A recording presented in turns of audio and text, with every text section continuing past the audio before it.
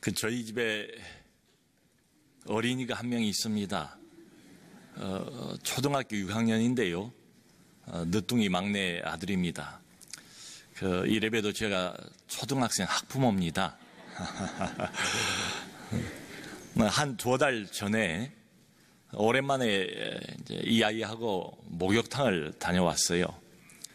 그러니까 아빠와 아들이 함께 목욕을 잘 하고 나오니까 점심시간이에요. 그래서 이제 점심을 먹으러 식당에 들어가서 이런저런 이야기를 하는데 요즘 이제 사춘기가 빨리 오지 않습니까? 초등학교 6학년쯤 되니까 아마 사춘기 이제 초기 단계에 접어드는 것처럼 보여요.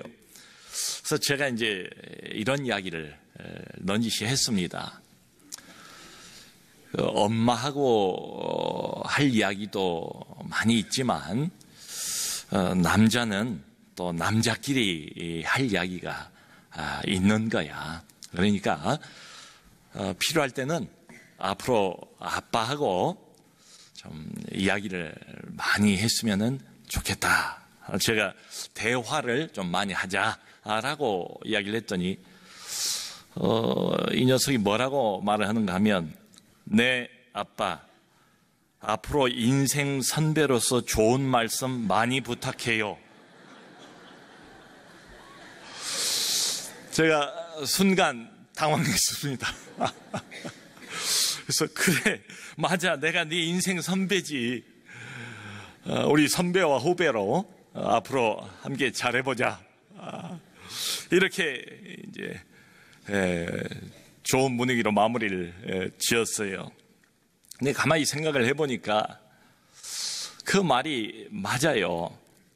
아빠만큼 좋은 인생 선배가 어디 있겠는가. 그 아기를 낳아서 우리 교회 처음 이렇게 나오면 바로 이 자리에서 온 교우들이 마음을 모아서 아기 축복 기도를 해주지 않습니까? 참 아름다운 시간이 있지요. 그런데 그때 늘 빼놓지 않고 기도해 온 것이 이 아이가 앞으로 인생을 살아가면서 평생에 그 뜻을 본받고 따를 만한 좋은 스승을 허락해 주옵소서, 그 기도를 해요. 그런데 멀리서 찾을 것 없다. 가장 좋은 스승, 가장 가까이 있는 것 아니겠는가. 역시 주어진 가정, 하나님이 아이에게 주신 부모, 엄마, 아빠, 이만한 인생 스승이 또 있을까 하는 생각이 들어요. 자, 요즘 특별히 그 아빠들의 역할에 대한 이야기를 많이 합니다. 이게 잘 되고 있지 않다는 거 아니겠습니까? 그래서 이 드라마를 보면 요즘 방영된 드라마 중에 제목이 이런 게 있더라고요. 아버지가 이상해, 이런 드라마가 있고요. 또 얼마 전에 예능 프로 중에 아빠를 부탁해, 이런 예능 프로가 있었어요. 자, 이런 건 뭘 보여줍니까? 우리 한국 사회에서 아버지의 위상, 아버지의 역할, 이런 것들이 제대로 이루어지고 있지 못하다는 반증 아니겠어요? 자, 여러분, 오늘 말씀을 보면 아이들에게 가르치래요. 그런데 아이들에게 무작정 가르치려고만 들면 아이들이 금방 마음을 닫아버리지 않겠어요? 스위치를 꺼버리지 않겠어요? 그러니까 아이들에게 제대로 가르치기 전에 먼저 할 일이 있다. 그것은 뭔가 아이들하고 접촉점을 만들 필요가 있지요. 전도하는 데 있어서만 어떤 접촉점이 필요한 게 아니에요. 아이들하고 대화하기 위해서 접촉점이 꼭 필요해요. 애나 지금이나 가장 좋은 접촉점이 뭘까? 이것 이상 더 좋은 접촉점은 없는 것 같아요. 이건 만고불변의 진리인 것 같아요. 공감해주는 것, 그리고 경청해주는 것, 아이의 마음을 일단 받아주고 아이의 이야기를 일단 귀 기울여서 마음을 담아서 들어주는 것, 이것이야말로 부모가 사랑하는 우리 아이들과 함께 어떤 접촉점을 만드는 데 가장 효과적이다. 자, 여러분, 대화를 아이하고 한다고 해봅시다. 근데 부모 중심으로 대화를 하면 어떻게 되겠습니까? 부모 주도형으로 대화를 시작하다 보면 얼마 못 가서 금방 잔소리가 튀어나오게 되잖아요. 그러니까 대화를 해도 아이 주도형으로 할 필요가 있지요. 아이 주도형으로 대화를 한다는 게 뭘까요? 내가 말을 많이 하기 전에 아이들로 하여금 말을 많이 하도록 시켜야지요. 질문을 많이 던져야지요. 아이들이 마음문을 열고 마음속에 있는 걸 끄집어낼 수 있도록 그렇게 유도를 해야 되지 않겠습니까? 놀이를 해도 아이 주도적으로 놀이를 하고 함께 놀아주고, 영화를 보러 가도 아이가 좋아하는 영화를 스스로 고르도록 그렇게 해주고 말이죠. 자, 아이하고 접촉점을 만들기 위해서 또 필요한 게 있다면 스킨십 같은 게 얼마나 참 좋습니까? 이게 뭐 말을 안 해도 한번 안아주고 허그해주고 한번 만져주고 이러면 엄마 아빠의 사랑을 아이들이 느끼지 않습니까? 물론 이제 사춘기가 이렇게 들어가기 시작하면 여자아이들은 아빠를 좀 꺼려하는 경향이 있습니다. 아빠가 가까이 가고 또 만지려고 하면 뭐 징그럽다는 이런 표현도 하고 뭐 그래요. 그럼에도 불구하고 진심으로 따뜻한 마음을 가지고 엄마 아빠가 스킨십을 해주면 아이들이 안정감을 갖지요. 좋아합니다. 자, 여기 짧은 한 구절입니다. 마땅히 행할 길을 아이에게 가르치라. 이렇게 명령형이에요.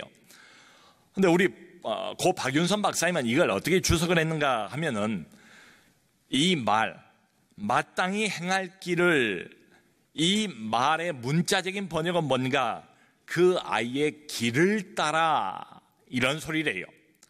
그러니까 무턱대고 가르친다고 되는 게 아니고 아이의 길을 따라서 가르칠 필요가 있다. 아이의 길을 따라서 가르친다는 게 무슨 소리인가? 그 아이의 성질에 합당하게 가르치라. 아이들마다 다 성격이 다르잖아요.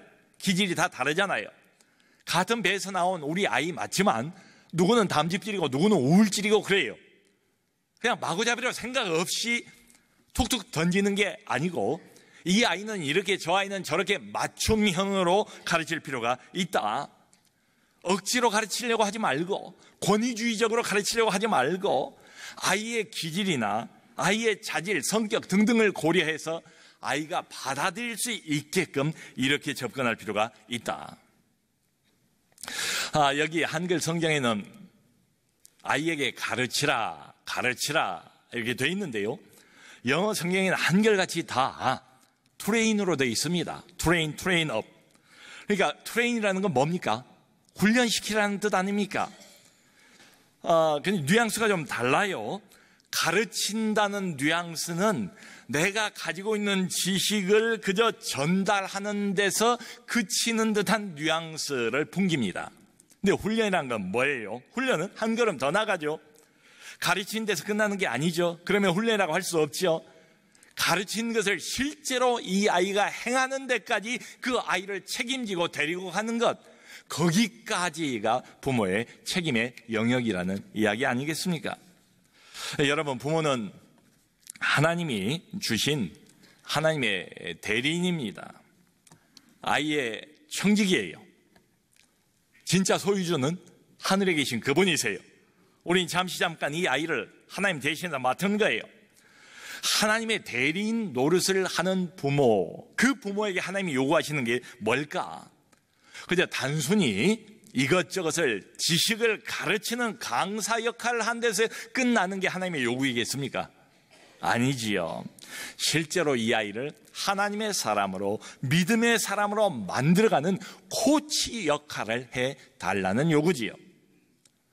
자, 성도 여러분, 강사 역할이 쉽겠습니까? 코치 역할이 쉽겠습니까? 코치 역할이 훨씬 어렵지요. 강사는 좋은 소리 몇 마디 하고 훌쩍 떠나버리면 그뿐입니다. 더 이상 책임이 없어요. 그게 강사예요. 근데 코치는 끝까지 아이가 그 자리에 설 때까지, 아이가 이 내용을 몸으로 완전히 익힐 때까지 걸음걸음을 옆에서 손부지하고 끌고 가는 게 이게 코치입니다. 이게 훨씬 더 어렵죠. 부모가 이래야 된대요. 자, 여러분, 이렇게 힘이 들어도 교육을 해야, 여기 성경에 나왔잖아요. 늙어도 그것을 떠나지 아니하리라. 뒤집어서 생각을 해보면 이런 식으로 정성을 다하여 제대로 아이들에게 가르치지 않으면 소규에 경이 있기다. 아무리 좋은 소리를 해도 별 효과 없다. 오래 못 간다. 여러분, 우리가 아이들을 향해서 기독교적인 무슨 교육, 또 어떤 종교 윤리에 관한 이런 지식, 이걸 전수를 하려고 그래요. 예를 들어서. 근데 우리의 목표가 뭐겠습니까? 그저 종교 윤리에 관한 교과서적인 지식을 전달하는 데서 그치려고 하는 건 아니잖아요. 성경 안에 기록되어 있는 무슨 몇 가지 율법 지식을 아이들에게 가르치는 데서 그치려고 하는 게 아니잖아요. 궁극적인 목적은 뭡니까? 이 아이를 결국 하나님의 사람으로, 믿음의 사람이 되어 가도록 만들어가는, 이게 우리의 목표 아니겠어요? 자, 이걸 위해서는 아이들이 가지고 있는 신앙적인 질문이 있습니다. 어린아이들도 있어요. 거기에 좀 진지한 자세로 접근할 필요가 있다고 생각이 돼요. 자, 여러분, 그러면 마땅히 이 아이가 먼저 하나님의 사랑을 깨달아야 되지 않을까요? 먼저 하나님의 사랑을 느껴야 되지 않을까요?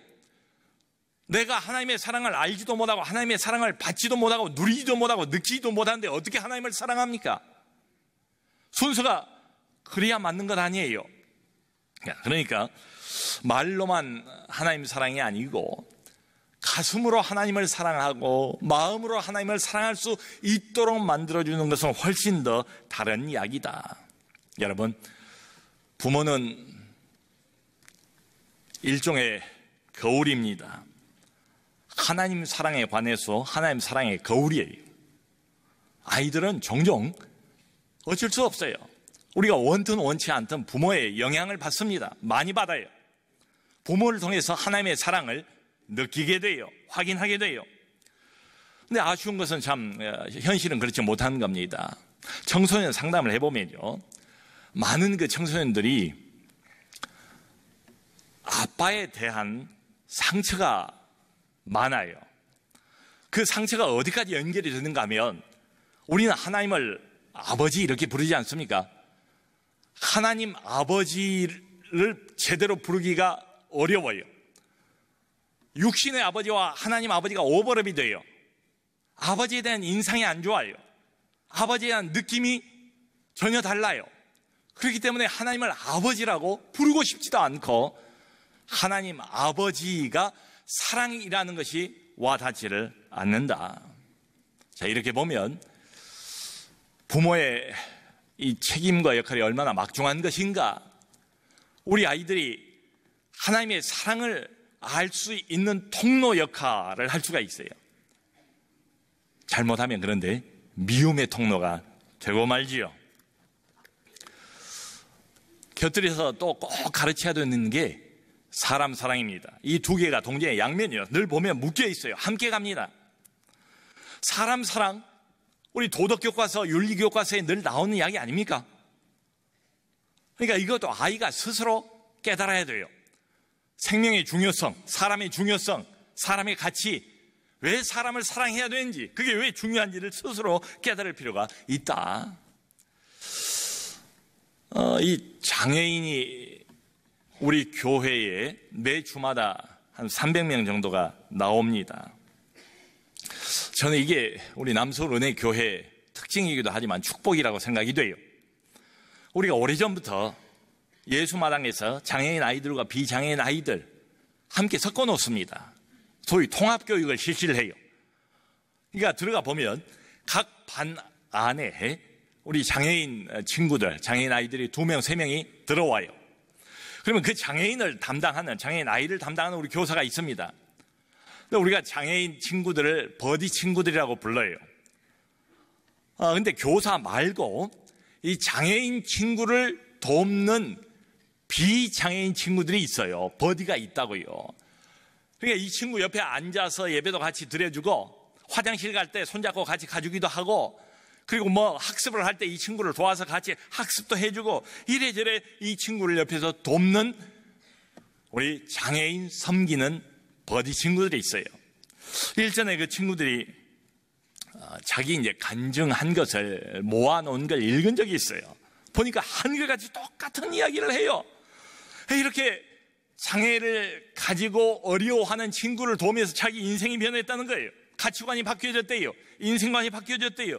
사람 돕는 일이 얼마나 중요한가, 그 사람 돕는 일을 보람으로 갖게 됐대요. 자, 여러분, 과연 이런 가치관을 돈으로 만들어줄 수 있습니까? 어떤 학원 보낸다고 해서 이런 걸 배울 수 있습니까? 이 아이에게 어떤 특별 과외를 시킨다고 해서 이게 가능할까요? 그러니까 아이들이 사람 사랑하는 것도 정말로 스스로 깨닫고 그 중요성을 깨닫고 실천할 수 있는 데까지 부모들이 끌고 가줄 필요가 있다는 거죠. 몸에 익힐 수 있도록 말이죠. 자타가 다 공인하는 것처럼 우리나라 교육률은 세계 최고입니다. 미국의 이전 대통령이었던 오바마가 한국을 보라고, 한국 교육을 보라고 이 이야기를 몇 번이나 한 것을 제가 들은 적이 있어요. 얼마나 교육열이 대단한지 초등학교 3학년짜리가 학원 몇 개를 돌고 밤 10시가 돼야 파김치가 돼가지고 귀가를 하는 나라가 우리나라 아닙니까? 여기가 강남 한복판 아닙니까? 옆이 대치동이고요. 대한민국의 사교육 1번지, 수천 개의 사교육 기관이 아직도 버젓이 운영되고 있는데 장소가 바로 여기예요. 너도 나도 다 사교육. 이건 마치 무슨 운명처럼 묶여서 우리가 끌려가고 있단 말이죠. 교육열 자체가 나쁘다고 볼 수는 없겠죠. 우리나라에 인적 자원 말고 뭐가 있겠습니까? 무슨 얼마나 천연 혜택을 받고 있는 자연자원이 얼마나 있습니까? 별로 없어요.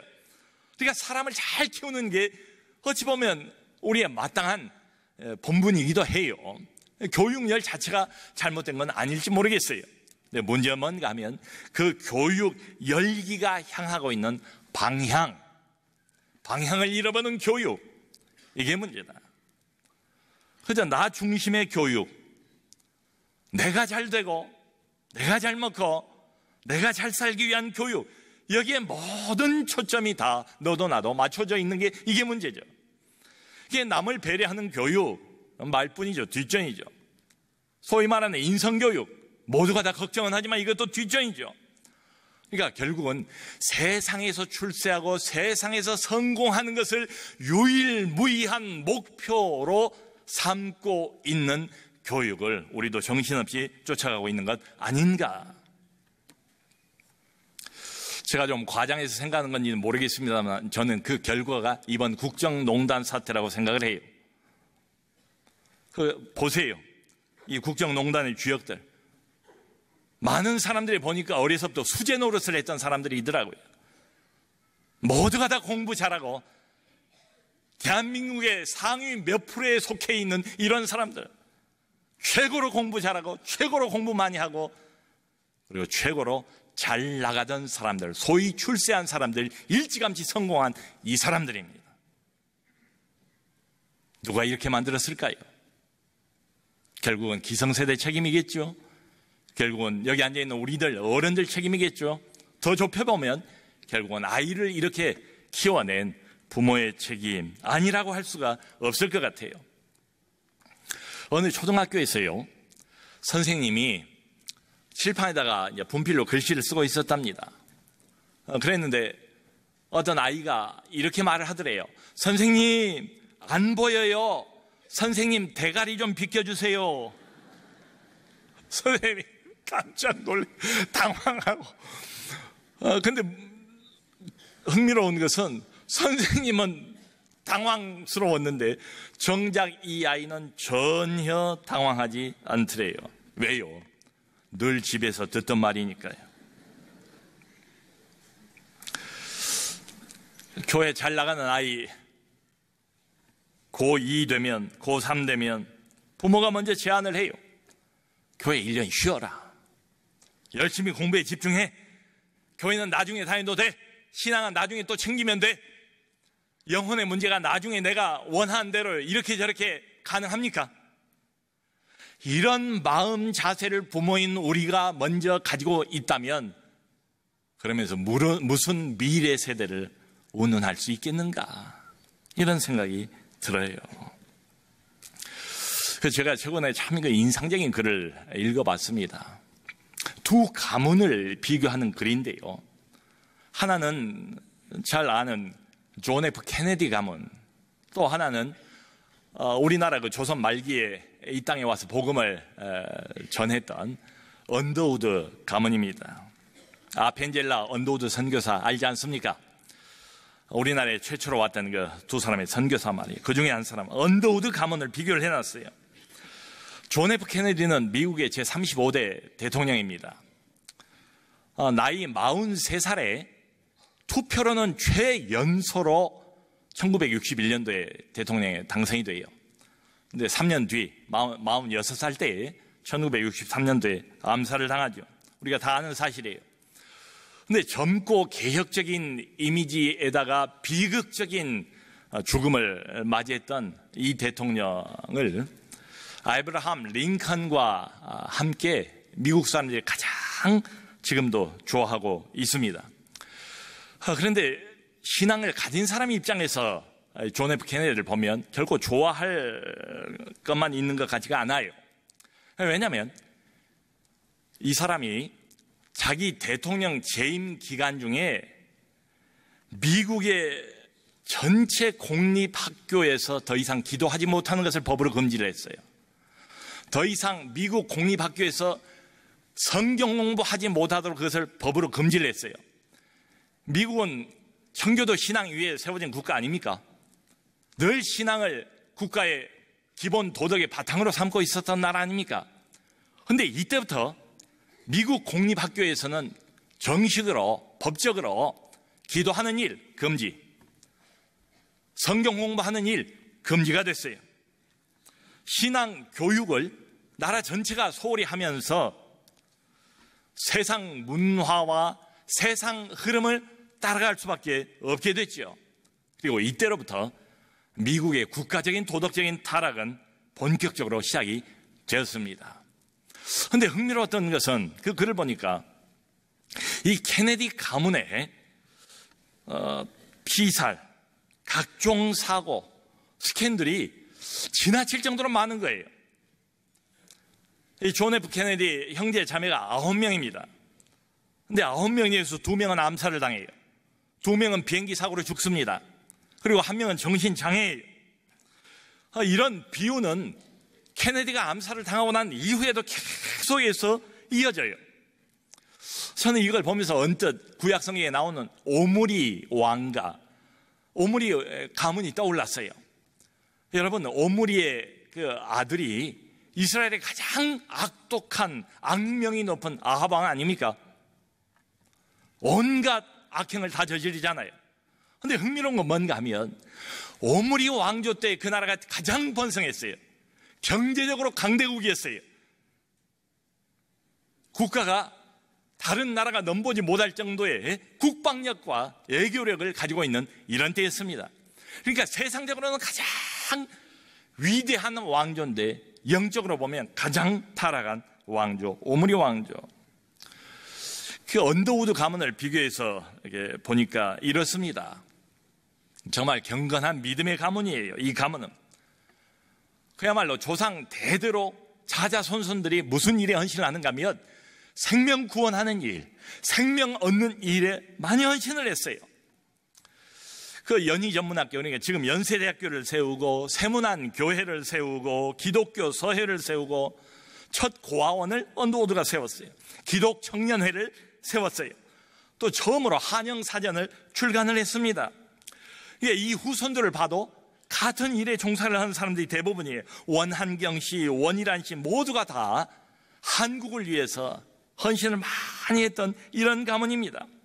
실제로 보니까요, 목사, 교수, 교육자가 많이 나온 이런 가문이에요. 지금도 그 연세대학교 교정 가보면 언더우드 동상이 있습니다. 언더우드가 이렇게 서서 앞으로 손을 두 팔을 벌리고 있는 그 동상이에요. 거기 보면 딱 3가지 글귀가 영어로 써 있어요. Messenger of God, Follower of Christ, Friend of Korea.